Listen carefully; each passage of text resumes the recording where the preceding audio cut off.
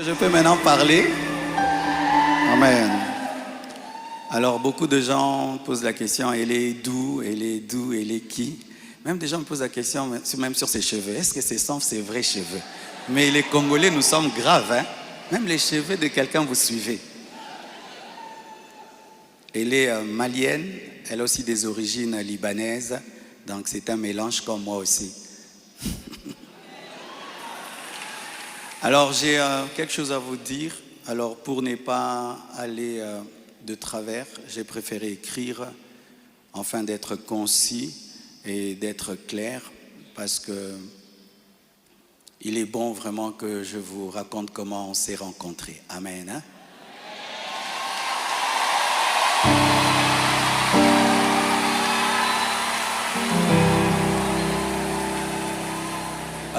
Est-ce qu'il y a quelqu'un qui parle en lingala? J'aimerais aussi que ceux qui parlent le lingala entendent.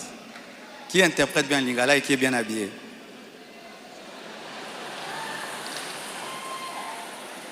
Ok, on va traduire pour ceux qui parlent en lingala un jour. Chers frères et sœurs, après le décès brusque de Maman Blanche, j'ai traversé l'une des saisons les plus sombres de ma vie. J'étais au bord de la dépression, même de l'AVC et même de la mort.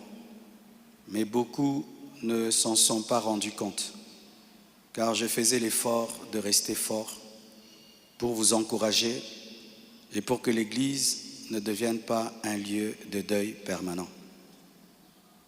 La solitude, les nombreux questionnements, la douleur de mes enfants, l'innocence de mon bébé, le poids du ministère, la gestion de mes affaires, de ma maison et même de moi-même, tout cela pesait terriblement sur mes épaules. Il m'arrivait de sécher mes larmes avant de prêcher et de pleurer dans mon bureau après avoir prêché.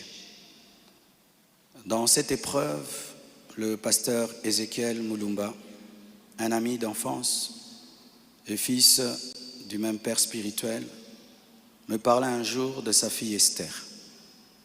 Mais je lui répondis que je n'avais ni la force ni la tête à cela. J'avais même demandé à Dieu le don du célibat dans l'espoir de ne plus jamais ressentir le besoin de me marier. Mais Dieu ne répondit pas à cette prière. À plusieurs reprises, par l'intermédiaire des prophètes, des songes et des convictions personnelles, le Seigneur me fit comprendre qu'il voulait que je continue ma route et que je refasse ma vie avec quelqu'un d'autre et qu'il était dangereux pour moi de rester longtemps dans le veuvage car un plan maléfique se tramait contre ma vie, mon ministère, ma famille et l'Église. Je me souviens d'une vision particulièrement marquante. J'étais dans une chambre encerclée de très longs serpents aux couleurs magnifiques. Ils faisaient semblant de dormir, attendant que je marche sur l'un d'eux pour m'attaquer. Leur venin était aussi mortel que la beauté de leur couleur. Un seul carré d'1 mètre sur 1 mètre me servait de refuge. La pièce avait une unique fenêtre qui ne pouvait s'ouvrir que de l'extérieur. Et je voyais une servante de Dieu venir ouvrir la fenêtre afin que je puisse m'échapper. Dans cette agonie intérieure, le Seigneur me poussa à recontacter le prophète Ézéchiel qui me donna le numéro d'Esther. Mais au début, elle ne répondait pas. J'en fis part au prophète qui lui transmit alors mon propre numéro. La première chose que je lui avais demandé, c'était de prier pour moi. Ensuite, nous avons commencé à échanger. Je lui ouvrais mon cœur, elle m'écoutait, me soutenait, priait avec moi, tout en continuant à remplir fidèlement ses responsabilités au travail parce qu'elle était une responsable là où elle travaillait. Et à l'église, elle était plutôt photographe, caméraman, modératrice, prédicatrice.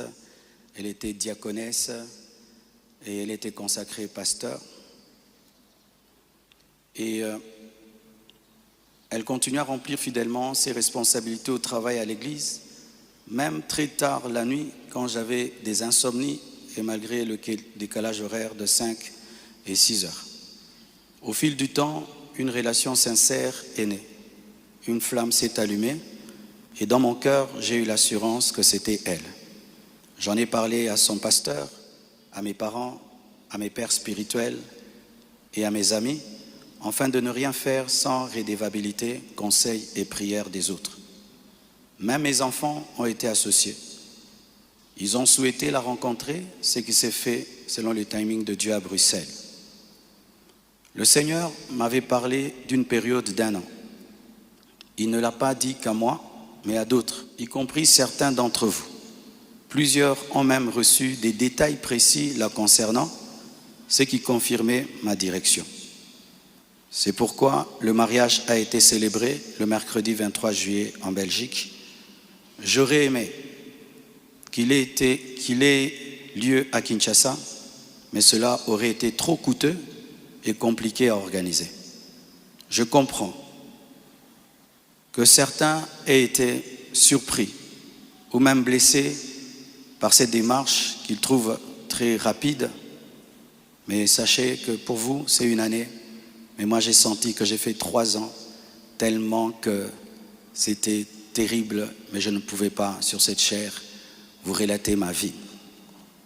Si cela vous a offensé, je vous présente mes excuses les plus sincères, mais sachez ceci, le Seigneur s'est servi d'Esther pour que mes enfants, après avoir perdu leur mère, ne perdent pas leur père, pour que la compassion ait toujours un pasteur debout.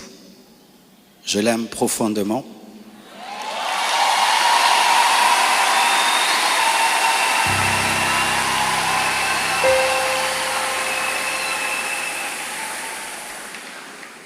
Je l'aime profondément. Elle n'est pas venue pour effacer la mémoire de Maman Blanche, mais pour continuer l'œuvre, comme Élisée après Élie, avec humilité et soumission à Dieu.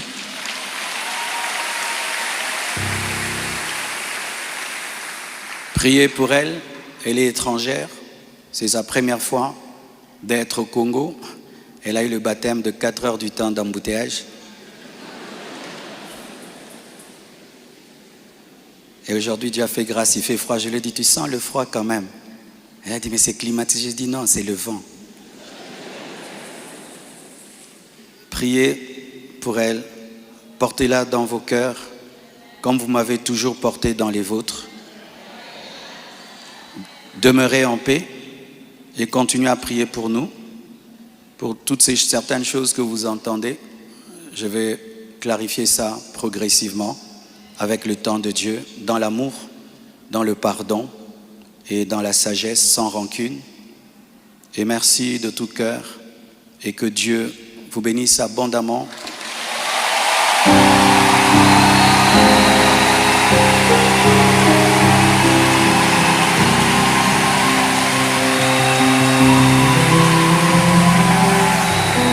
Pour votre soutien, vous avez prouvé au monde que vous êtes une église mature. Vous avez prouvé au monde que vous êtes une église enracinée. Vous avez prouvé au monde que votre foi est fondée sur Jésus. Vous avez prouvé au monde que vous êtes une église 4x4, une armée de Dieu.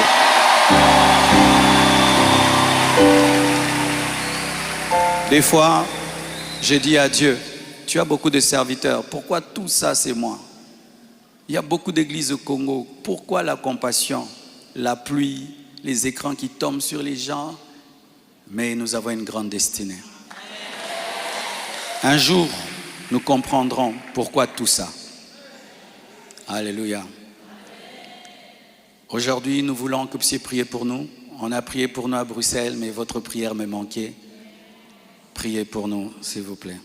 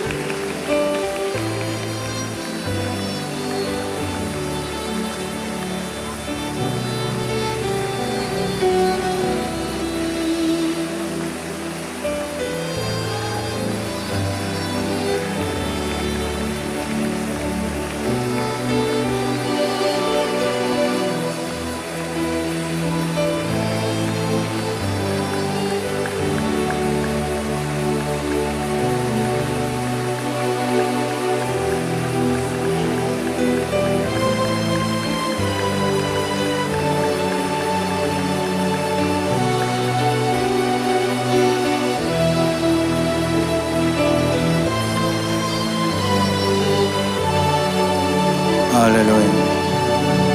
Maman Esther va prier pour nous.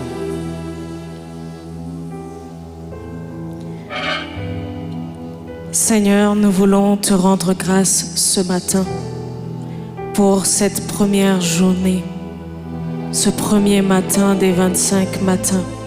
Nous te rendons grâce éternelle pour tout ce qui a pris place en ce lieu. Nous te disons merci Seigneur parce que nous avons déjà expérimenté ta présence. Nous pouvons palper et sentir ta présence en ce lieu. Et pour cela, nous te rendons des actions de grâce. Nous ne prenons pas part pour acquis ta présence, mais nous savons que c'est un privilège que tu nous accordes de la manifester en ce lieu. Et c'est pourquoi ce matin, nous te disons merci. Nous te recommandons également les restants des 25 matins. Nous prions, Seigneur mon Dieu, que nous puissions expérimenter ta présence jour après jour et davantage en ce lieu. Que nous allions dans une profondeur de ta présence. Nous allions encore plus en profondeur dans ta présence. Que nous expérimentions, Seigneur, une dimension que nous n'avons jamais expérimentée auparavant. Et que, Seigneur, tout un chacun ici présent qui a délaissé sa demeure pour venir en ce lieu, et toute l'Église Compassion rentre dans une nouvelle saison à partir d'aujourd'hui. Nous recommandons, Seigneur, tous les orateurs qui vont fouler cet autel, Seigneur. Nous prions, Seigneur, que ça ne soit pas, Seigneur, de par leurs propres mots, par leur propre intelligence qu'ils parlent, mais que ce soit, Seigneur, les oracles de Dieu qu'ils déclarent en ce lieu. Seigneur, nous te recommandons, Seigneur, le retour de toute personne ici présente, Seigneur. Nous prions que tu les protèges, que tu les gardes, que tu préserves, Seigneur, chacun des membres, chacune des familles de cette Église et tous ceux qui nous suivent à distance sur les réseaux sociaux. Bénis le restant de cette journée. Bénis la journée de demain, le culte de demain, Seigneur. Et que toute la gloire te revienne. Tous les honneurs te reviennent, Seigneur. Que toutes les acclamations, Seigneur, montent au-devant de ton trône. Car toi seul es digne, Seigneur, de recevoir notre adoration, notre louange. Tu es le roi des rois. Tu es le Seigneur des seigneurs. Tu es le maître incontesté de l'univers. Il n'y a point d'autre nom, Seigneur, qui soit au-dessus du tien. Sois élevé, Seigneur. Sois glorifié. C'est dans le nom de Jésus